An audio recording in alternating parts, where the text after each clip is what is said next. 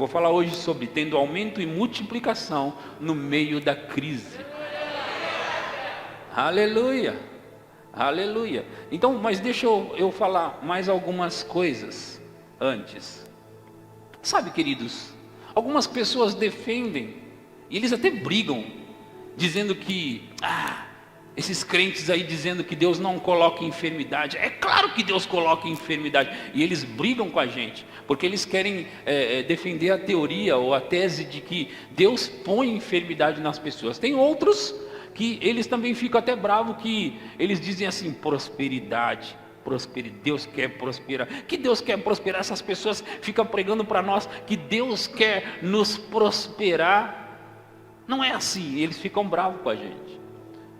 E sabe, queridos, e muitos deles querem se basear no Velho Testamento para defender essas teorias. Eles querem se basear lá na antiga aliança, que nem era a nossa aliança, para defender essas teorias. E mesmo quando Deus não conseguia, e Deus ele ficou limitado, não que Deus fosse limitado, Deus é o Todo-Poderoso, mas ele ficou limitado lá na velha aliança. Então tudo que ele pôde fazer para alcançar e abençoar o homem, ele o fez. Então ele até, sabe o que ele fez? Ele pediu para que os homens matasse um animal, derramasse o sangue inocente do animal, e esse sangue inocente cobriria pecados. E por quê? Com que intenção Deus estava fazendo isso? Qual era a intenção? De matar um animal, derramar o sangue inocente de um animal, para que Deus pudesse perdoar pecados, ou cobrir pecados. Qual o interesse de Deus nisso? É porque o homem pecou lá no Éden. E porque o homem pecou no Éden, as maldições vieram contra o homem. E entre as maldições veio a morte física e depois morte espiritual, que isso é a separação de Deus, né? No final de tudo ia vir a morte eterna, que é aquela que é onde algumas pessoas, o diabo e aqueles que seguirem a ele, vão. A outra coisa é a miséria, maldição da miséria. E a outra coisa é a doença, a maldição da doença. Essas maldições vieram para o homem quando o homem pecou. Agora Deus, lá no Velho Testamento, Ele queria alcançar o homem que Ele criou. Então Ele fez algumas alianças, deu algumas recomendações para o homem, e fez com que o homem pudesse ainda receber alguma bênção de Deus no que diz respeito a ter aliança com Deus, no que diz respeito a ter saúde com Deus, cura com Deus, e no que diz respeito a ter prosperidade com Deus. E você sabe que aquele povo, o povo da aliança do Velho Testamento, eles prosperavam, não é? Sabe, em Salmos está escrito que Deus os fez sair do Egito com prata e ouro, e entre as suas tribos não havia um só inválido, doente, não havia. Então, na verdade, mesmo ali, numa limitação que Deus tinha na velha aliança, Deus estava tentando alcançar o homem no que diz respeito a finanças, prosperidade material, no que diz respeito à saúde e cura, porque sempre foi a vontade de Deus que o homem pudesse viver bem. Sempre foi o desejo de Deus que o homem pudesse viver bem. Agora, as maldições que veio contra o homem, nunca foi intenção de Deus, nunca foi plano de Deus. E você vai ver que em Gênesis, Deus amaldiçoou a terra, mas Ele não amaldiçoou o homem. Ele não amaldiçoou o homem. Pelo contrário, na aliança com Adão, na criação com Adão, Deus o abençoou e disse: multiplicai-vos, enchei a terra. Depois, na aliança com Noé, Deus abençoou novamente e disse: enchei a terra, multiplicai, cresça, expanda. E depois com Abraão, ele estava tentando fazer uma aliança, ele disse: em ti serão benditas todas as famílias da terra. Sempre Deus tentando um jeito para abençoar o homem. Aí eles não, Deus coloca a enfermidade. Deixa eu dizer algo para você. No livro Redimidos da Maldição, da Miséria, da Enfermidade e da Morte, de Kenneth Hagin, ele fala algo, na verdade ele cita aqui, alguém falou, que na verdade esses termos no Velho Testamento, que diz que Deus enviou maldição, que Deus enviou praga, doenças, que Deus feriu, que Deus matou, né? Que está lá no Velho Testamento, e está um termo dizendo que Deus causou, eles usam termos causativos para dizer que Deus fez aquilo, mas eles não tinham uma qualificação melhor para poder expressar o que de fato aconteceu. E naquele sentido deveria ter sido colocado de uma maneira mais, em vez de causativo, mais um termo permissivo. E esse permissivo não é que Deus disse, tá bom, pode ir lá, pode amaldiçoar o homem, pode fazer isso com o homem. Não é nesse sentido. É permissivo porque Deus não tinha escolha. Não podia fazer diferente. Então, como ele não podia fazer diferente, ele permitiu por conta do pecado que o homem sempre estava cometendo contra Deus. Então, isso nunca foi um desejo de Deus. Agora, na plenitude dos tempos, Deus enviou o seu Filho. E quando Ele enviou o seu Filho, o que ia acontecer agora? Não ia ser mais sacrifício de animais inocentes, mas ia ser sacrifício de uma pessoa vinda de Deus, que era Deus, e que ia habitar em um corpo. O Verbo se tornou carne e habitou entre nós. E esse Jesus que veio, se tornou carne e habitou entre nós, ele derramou o seu próprio sangue, uma vez por todas, para nos libertar das misérias, das enfermidades e da morte. Por quê? Porque sempre foi plano de Deus que você pudesse viver em saúde, que você pudesse viver bem, que você pudesse viver saudável, sabe? Em 2 Coríntios, capítulo 9. 2 Coríntios, capítulo 8, versículo 9, vamos ler? 2 Coríntios 8, 9. Pois conheceis a graça de nosso Senhor Jesus Cristo, que sendo rico, se fez pobre, por amor de vós, para que pela sua pobreza vos tornasseis ricos. Preste atenção aqui, gente. Vamos juntos. Você percebe que hoje eu estou pregando diferente, bem tranquilamente, mas eu quero que essas palavras penetrem dentro de você. Ok? Então vamos pensar sobre esse versículo. Eu sei que você já conhece. Eu disse para você que eu ia falar coisas que você já sabe, mas eu preciso que você preste atenção. Amém? Conheceis a graça de nosso Senhor Jesus Cristo, que sendo rico, você sabe que Jesus era rico, não é? Ele era rico. Ele era rico. Muito rico, aliás. Mas a Bíblia diz que ele se fez pobre. A minha pergunta para você aí é: quando foi que Jesus se fez pobre? Muitas pessoas pensam que quando ele nasceu na terra, ele se fez pobre. Não foi nesse momento que ele se fez pobre. Não, mas você precisa entender, pastor, que eles não tinham nem dinheiro para uma acomodação, um hotel, e ele nasceu numa manjedoura, pobrezinho. Não foi porque ele não tinha dinheiro que ele nasceu ali.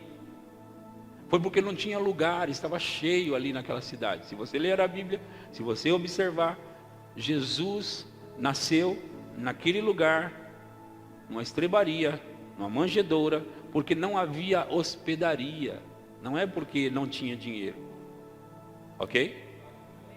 Ok? Vocês entendem isso? Estava cheio. A cidade estava cheia. Era o dia, acho que, do recenseamento. Então estava cheio.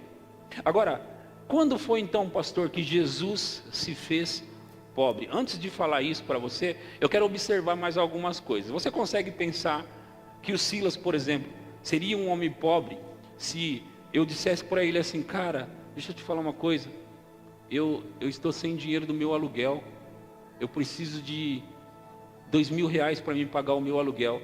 E o Silas, imagine esse homem pobre assim, ele diria para mim assim: pastor Edson, fica tranquilo, rapaz.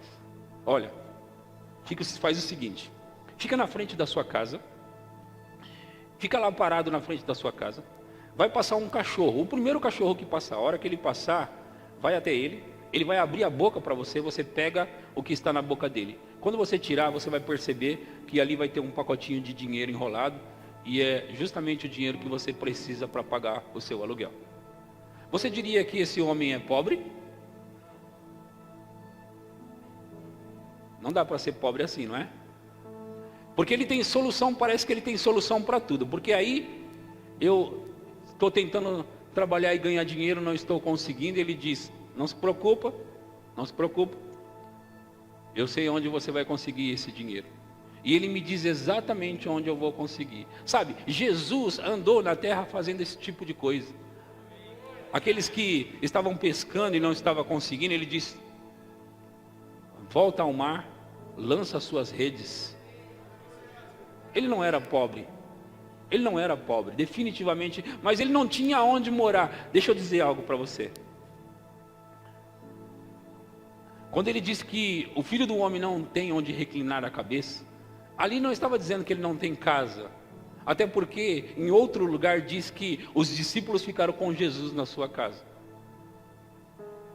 Não é porque ele não tinha casa. Ele estava se referindo àquele momento de descanso. Agora, o dia que Jesus se fez pobre, foi quando ele foi colocado naquela cruz. Ele se fez maldição naquele lugar. Ele se fez maldição naquele lugar. E não somente isso. Lembra que ele gritou da cruz: Deus meu, por que me desamparaste? Você acha que ele estava só falando palavras ao léu? Ao ar? Não. Deus havia virado as costas para Jesus naquele momento. E por que Deus havia virado as costas? Porque quando Deus virou as costas para Jesus, Ele estava se virando de frente para você.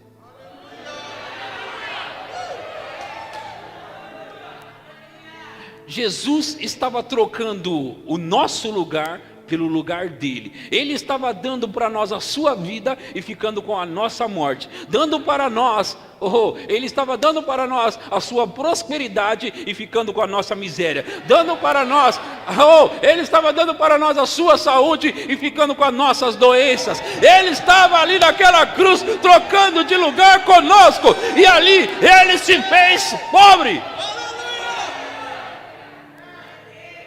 Pois conheceis a graça é algo recebido sem merecimento. Conheceis a graça de nosso Senhor Jesus Cristo, que sendo rico se fez pobre, para que por meio da sua pobreza vocês se tornassem ricos. Ei irmão, ei irmã, Deus não criou essa terra com todas as suas maravilhas só para ficar aí para o diabo e a sua turma. Não, 1000 vezes não. Ele criou isso para mim e para você, e Ele está pegando isso de volta. Ele está pegando de volta, irmão.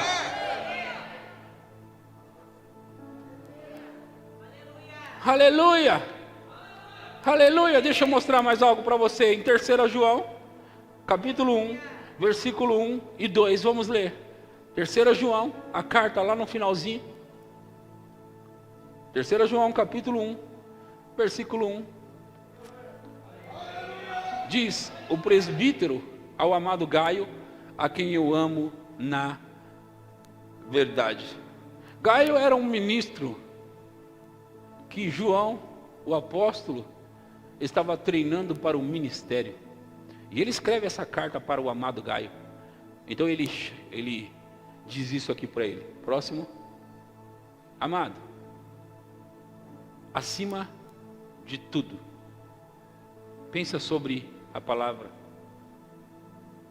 acima. A frase acima de tudo.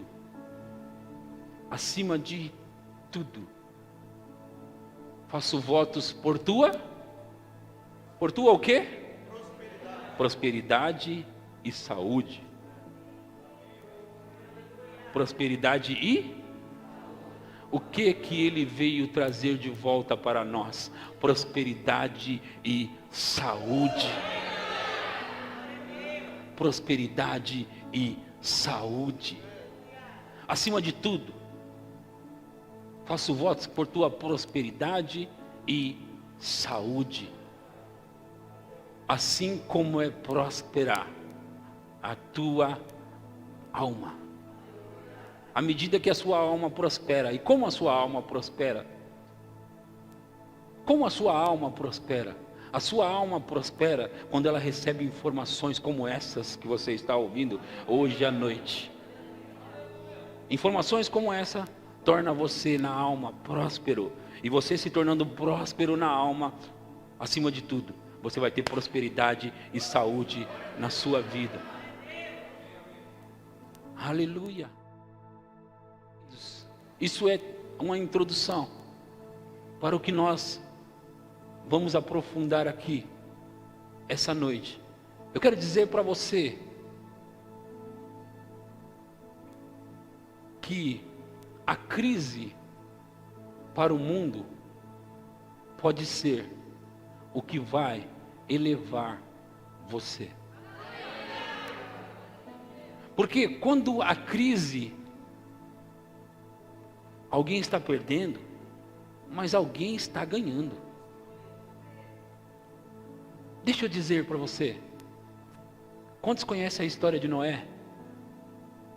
Deus havia falado com Noé, e ele temeu a Deus, ele acreditou em Deus, e ele construiu uma arca. E sabe, queridos, aquela arca depois de pronta, Deus fechou aquela arca, e começou a chuva, e choveu, e choveu, e choveu, e choveu, e choveu, até que toda a população do mundo ficou debaixo d'água. Agora Noé, sua família, e os animais, e tudo que Noé colocou dentro da arca, ficaram ilesos. Agora veja, ouça. As águas que mataram aquelas pessoas, que matou aquelas pessoas, eram as mesmas águas que levou Noé e a sua família.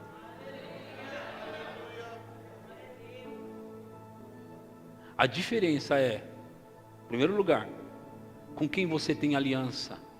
Em segundo lugar, você precisa ouvir o Senhor da sua aliança. Eu quero ler um texto com vocês, é um pouco extenso, mas eu quero que fique comigo, Salmo 78, a partir do versículo 7. Salmo 78, a partir do 7. Aleluia, aleluia, aleluia. Eu vou mostrar algumas coisas hoje para vocês. Para que pudessem em Deus para que pusessem em Deus a sua confiança e não se esquecessem dos feitos de Deus, mas lhe observassem os mandamentos, e que não fossem como seus pais, geração obstinada e rebelde, geração de coração inconstante e cujo espírito não foi fiel a Deus. Os filhos de Efraim, embora armados de arco, bateram em retirada no dia do combate. Não guardaram a aliança de Deus, não quiseram andar na sua lei. Esqueceram-se das suas obras e das maravilhas que lhes mostrara. Prodígios fez na presença de seus pais na terra do Egito, no campo de Zoã. Dividiu o mar e fê-lo seguir, aprumou as águas como num dique. Guiou-os de dia com uma nuvem e durante a noite com um clarão de fogo. No deserto fendeu rochas e lhes deu a beber abundantemente como de abismos. De pedra fez brotar torrentes, fez manar água como rios. Mas ainda assim prosseguiram em pecar contra ele e se rebelaram no deserto contra o Altíssimo. Tentaram a Deus no seu coração, pedindo alimento que lhes fosse do gosto. Falaram contra Deus dizendo: pode acaso Deus preparar-nos mesa no deserto? Com efeito, feriu ele a rocha, e dela manaram águas, transbordaram caudais. Pode ele dar-nos pão também? Pode ele dar-nos pão também, ou fornecer carne para o seu povo? Ouvindo isto, o Senhor ficou indignado. Acendeu-se fogo contra Jacó, e também se levantou o seu furor contra Israel, porque não creram em Deus, nem confiaram na sua salvação. Nada obstante, ordenou as alturas e abriu as portas dos céus. Fez chover maná sobre eles, para alimentá-los, e lhes deu cereal do céu. Comeu cada qual o pão dos anjos, enviou-lhes ele comida a fartar. Fez soprar no céu o vento do oriente, e pelo seu poder conduziu o vento do sul. Também fez chover sobre eles carne como poeira, e voláteis como a areia dos mares. Fê-los cair no meio do arraial deles, ao redor de suas tendas. Então comeram e se fartaram a valer, pois lhe fez o que desejavam. Para aí, e eu quero comentar disso com vocês. Deus fez milagres no deserto para esse povo.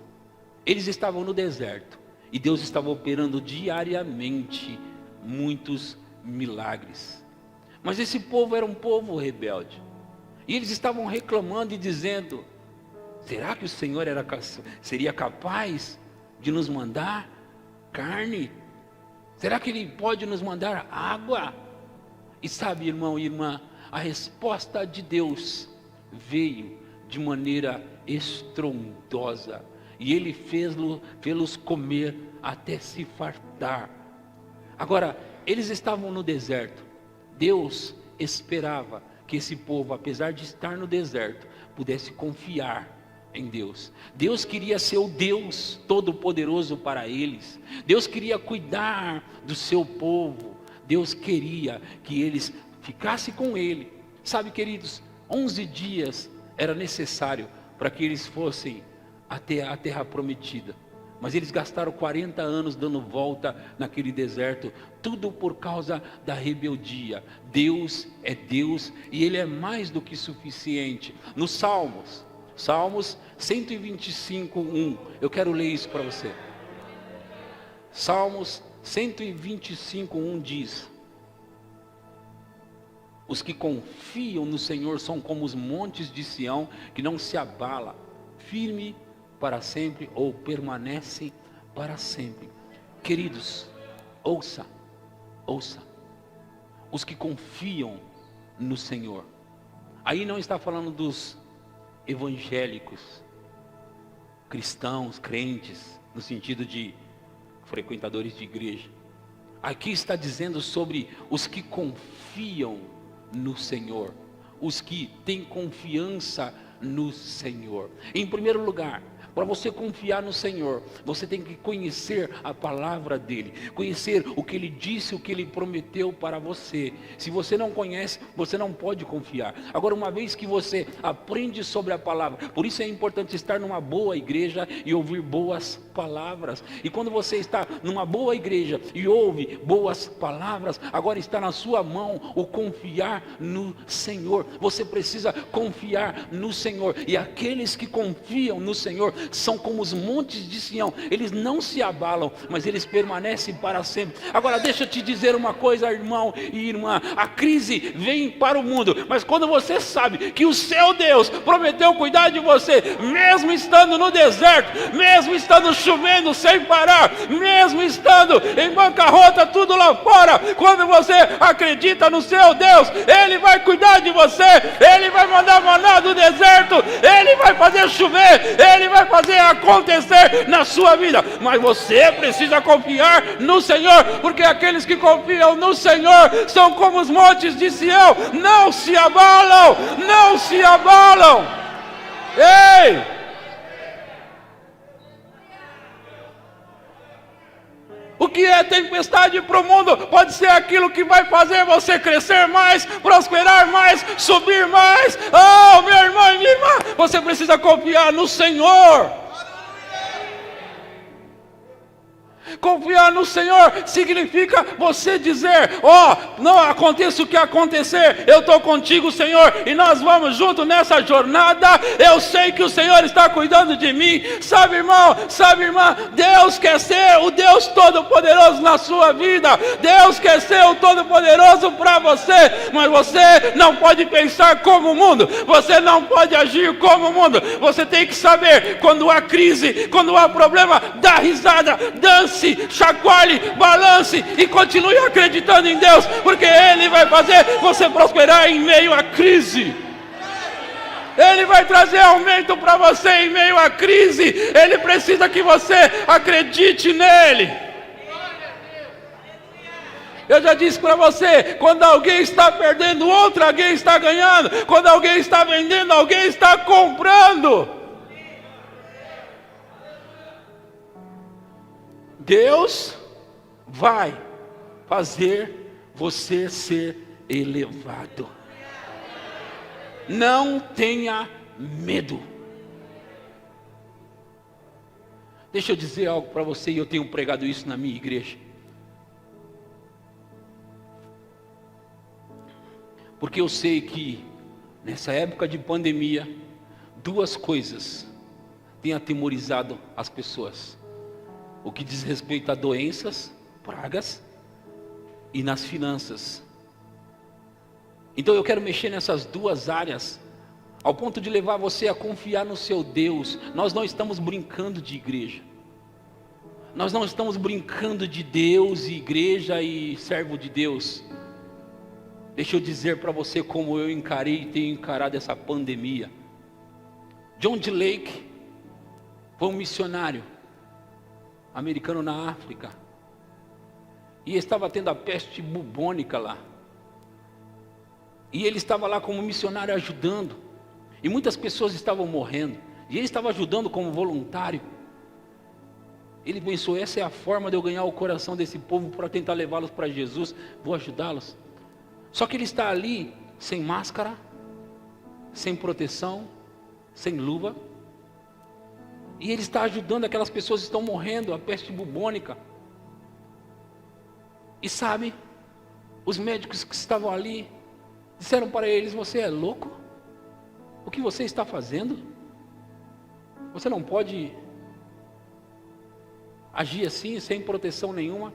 Ele disse: por quê? Porque você vai morrer, essa praga, esse vírus vai pegar em você e você vai morrer. Ele disse: não, o Espírito da vida opera dentro de mim, e Ele é maior do que essa praga que está por aí. Eles disseram: você está louco? Ele disse: vamos fazer o teste.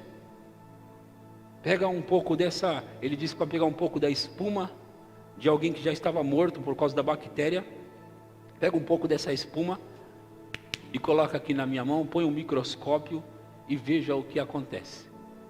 Os médicos pegaram aquelas bactérias vivas, aquele vírus vivos, colocaram na mão de John D. Lake. Com o microscópio eles viam que quando aquela bactéria tocava a mão de John D. Lake, ela morria na hora. Sabe, eu não sei como é que você vive a sua vida cristã, mas eu estou sério com esse negócio. Quando começou esse negócio do coronavírus, e as pessoas morrendo e acontecendo essas coisas, eu estava lá de prontidão para ir aonde quisesse que eu fosse, orar por quem fosse de direito. E eu fui nas casas. E sabe, deixa eu dizer algo para você: muitas pessoas pegou o coronavírus. E não importa se você pegou e está aqui bem, graças a Deus por isso. Porque do mesmo jeito que vem, vai também. Agora, eu acredito como John D. Lake, aquele negócio, aquela praga, quando toca em mim, o que está em mim é maior do que aquilo que está no mundo. Eu estou dizendo isso para você, irmão, e para você, irmã, porque a palavra que John D. Lake cria é a mesma palavra que eu e você cremos. Aquela palavra que operava na vida dele é a palavra que tem operado na nossa vida também. E sabe, Você não tem que ficar com medo de nada, não importa a idade que você tem, não importa. Aquele negócio tem que morrer quando chegar perto de você. Deixa eu dizer isso para você. Quando você sabe da verdade, o diabo se torna só o diabo, porque ele é só o diabo. Ele é só o diabo. E deixa eu te dizer mais, o diabo sabe quem é quem. E é bom que ele saiba quem é você, assim como ele sabe quem sou eu. Porque quando aquela praga vem, eu acredito que o diabo já olha e fala, é um desperdício mandar para ele. É um desperdício. E no que diz respeito a finanças, eu quero que você saiba que o seu Deus não caiu do trono. Eu quero que você saiba que o seu Deus é o Todo-Poderoso, Ele é mais do que suficiente.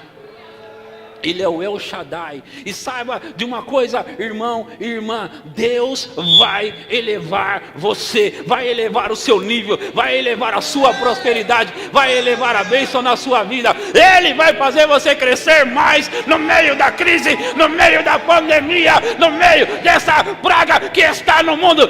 Ele vai fazer você avançar, superar qualquer crise, porque Deus é especialista em superar crises. Deus é especialista e Ele sabe como fazer você achar caminho. Agora, você precisa continuar acreditando nele. Você precisa continuar firme com Ele. Ele sabe como fazer você crescer na vida cada vez mais. Ei, não tenha medo, porque o medo é um espírito do diabo, e o medo veio para roubar você, e se você continuar com medo, você estará abrindo brecha, abrindo porta para o diabo atacar a sua vida. Não tenha medo. Quantas vezes você já leu isso na Bíblia? Não tenha medo. Aleluia, aleluia. Aleluia, aleluia. Eu quero mostrar para você mais uma coisa. José do Egito. Sabe, eu vou ler para você 3 versículos sobre ele, mas eu queria comentar. Eu ficava pensando sobre José, e eu pensava, puxa vida, né? 14 anos esse rapaz sofreu, né? 14 anos ele sofrendo, para depois ele vir receber a bênção de Deus. Eu não estava olhando da ótica de Deus, da ótica da Bíblia e da ótica certa. Eu não sabia que eu estava pensando errado. Porque José não foi bem sucedido 14 anos depois. Não é o que a Bíblia diz. Em Gênesis 39, 2 e 3. Gênesis 39, 2, vamos ler. Gênesis 39, 2 diz: o Senhor era com José, que veio a ser homem próspero, e estava na casa de seu senhor egípcio. Próximo. Vendo Potifar que o Senhor era com ele, e que tudo o que ele fazia, o Senhor prosperava em suas mãos. Eu fiquei pensando sobre isso. Fiquei pensando sobre ele. Peraí, Deus está dizendo na sua palavra que José, o Senhor era com ele, e ele veio a ser homem próspero. Ele estava na casa de seu senhor Potifar, e tudo ali era próspero, porque Deus o abençoava. Então não foi 14 anos depois que esse jovem veio ter sucesso e prosperar. Não, ele veio de glória em glória, de bênção em bênção, de vitória em vitória, crescendo, crescendo e crescendo. Sabe, Deus me mostrou que quando ele foi jogado pelos seus próprios irmãos lá, naquele buraco, as mesmas pessoas que jogaram ele no buraco, tiveram que tirar ele de lá e conduzir ele para o sucesso que ele ia experimentar. Sabe, enquanto isso, Sabe, meu irmão e minha irmã, isso mostra para mim que Deus, Ele vai provando o seu coração, Ele vai provando a sua fidelidade, enquanto você está crescendo, enquanto você está avançando, e Ele quer saber se você ainda vai continuar glorificando a Ele, se você ainda vai continuar alegre com Ele, se você ainda vai continuar animado com Ele, se você vai continuar acreditando nele, porque José tinha recebido sonhos de Deus, José tinha recebido sonhos de Deus. Eu disse que José tinha recebido sonhos de Deus como você. E você acha que Deus não é capaz de realizar aquilo que Ele disse para você que Ele vai realizar? Você acha que Deus não pode fazer o que Ele disse que vai fazer? Sabe o versículo 31 de Gênesis 39 ainda? Versículo 31. Gênesis 39, 31. Aleluia. Aleluia. 21, desculpa, 21.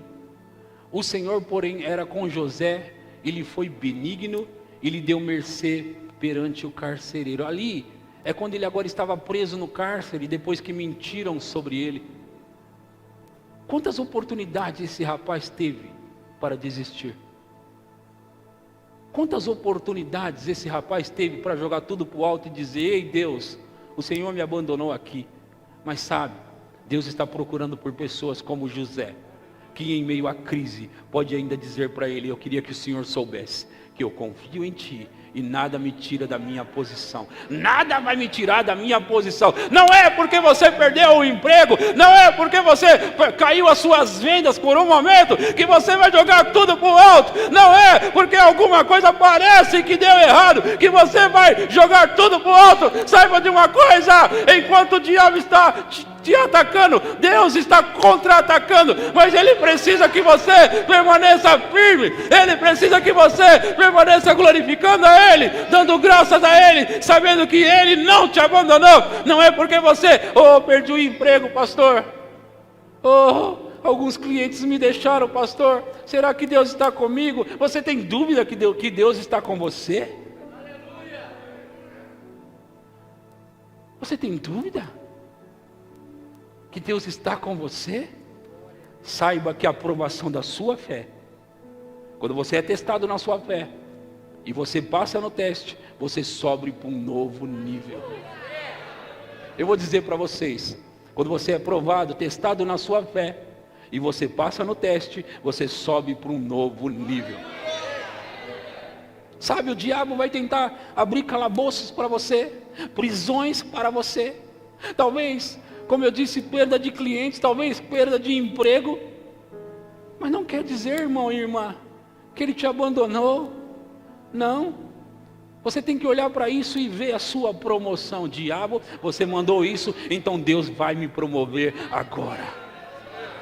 Quando vem essas crises, quando vem essas tempestades, quando vem esses problemas, saiba, Deus vai te levar para um novo nível. Ele, irmão, irmã, deixa eu dizer isso para você: não vem nenhuma tentação contra nós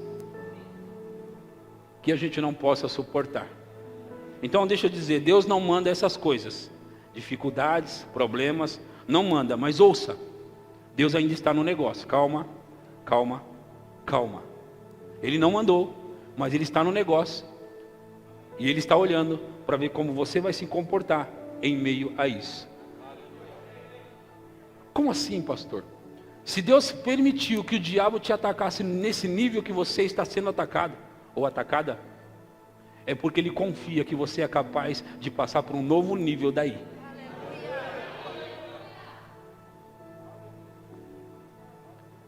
Se Deus está permitindo que isso aconteça na sua vida, saiba que a confiança em você é maior do que isso.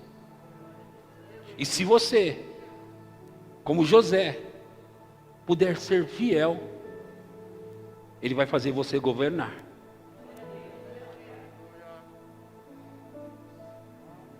Governar sobre as suas circunstâncias, governar sobre os seus problemas, governar, irmão, irmã.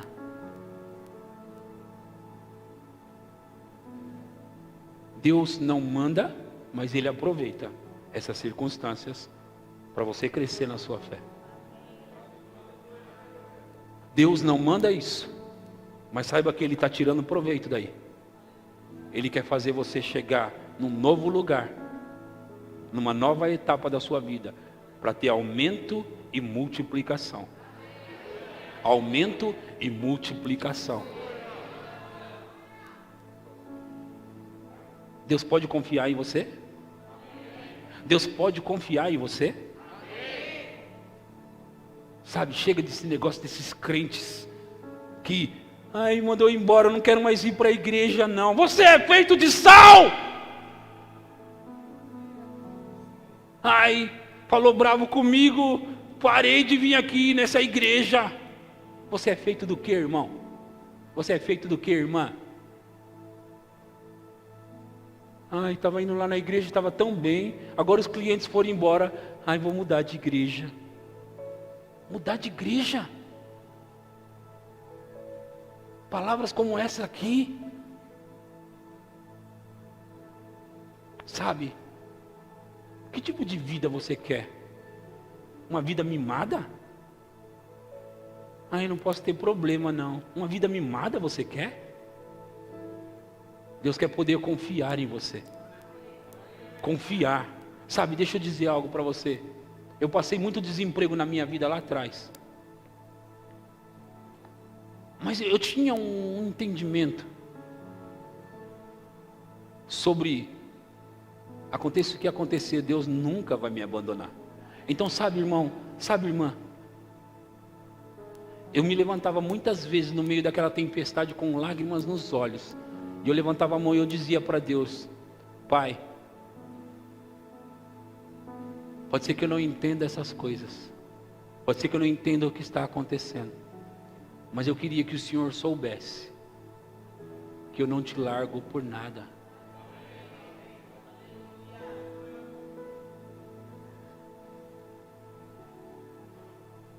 Eu não sou feito de açúcar para uma chuvinha me derrubar. Eu queria que o Senhor soubesse, Pai, que eu estou contigo. Não é uma questão de Deus estar comigo, porque Ele está e eu sei. E não é uma questão de Deus estar com você, porque Ele está. É uma questão de você estar com Ele. Você está com Ele só quando está tudo bem? Deus quer ensinar alguns de vocês aqui. Porque alguns já têm caminhado nisso.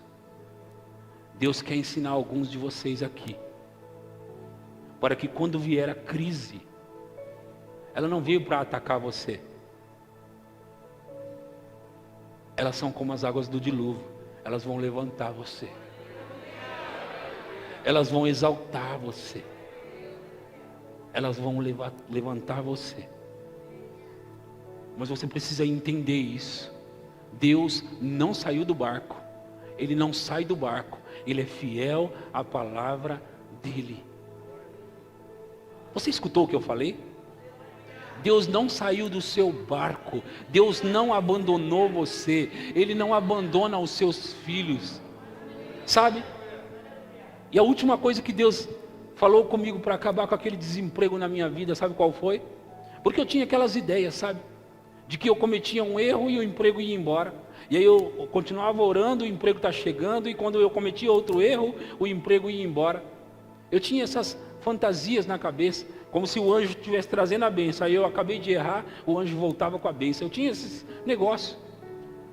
E um dia Deus me mostrou Romanos 8,32, e Ele me disse: aquele que não poupou o seu próprio filho, antes por todos nós o entregou, porventura não nos dará graciosamente, de graça com Ele, todas as outras coisas?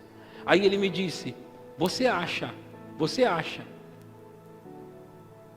eu dei Jesus para você quando você não merecia, não se importava comigo, nem me conhecia, nem tinha nascido.